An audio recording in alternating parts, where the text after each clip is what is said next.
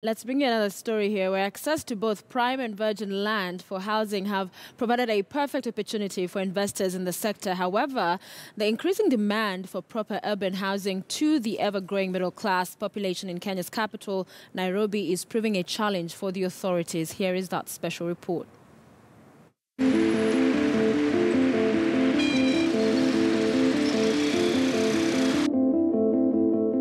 This is how Nairobi goes to work. The people are ever willing and enthusiastic, but the roads clog up. Anything that gets you to work within the required time is excellent means of transport.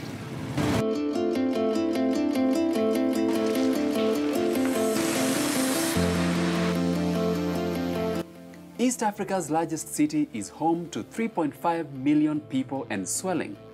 As is the case in many African cities, Nairobi receives more and more new residents moving in search of opportunities. Many of them end up in informal settlements. In fact, according to UN Habitat, more than half of Nairobi's population live in the informal settlements. Somehow rural folk think there are better opportunities in Nairobi and so on. They come here and they discover this is different.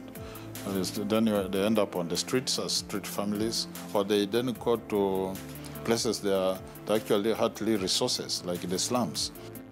The county government of Nairobi receives over 1,000 applications for building plan approvals every 3 weeks, with up to 100 to 200 successful applications. The thrust of applications for development are residential.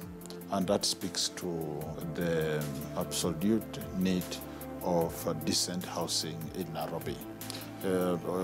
Coming in second is the business, commercial enterprises.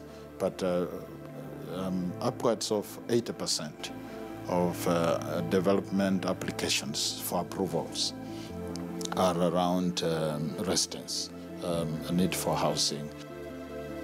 But lost in the numbers are Nairobi's anonymous buildings.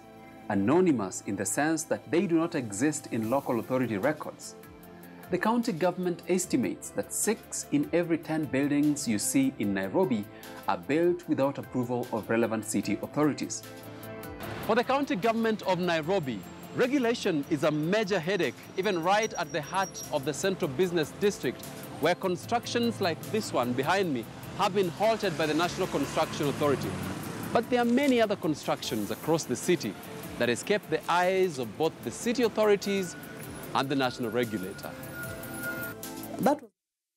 And we'll bring you the second part of that special report later on in our other broadcast here on KTN News. We thank you for staying with us. Trixie Ngado now joins us.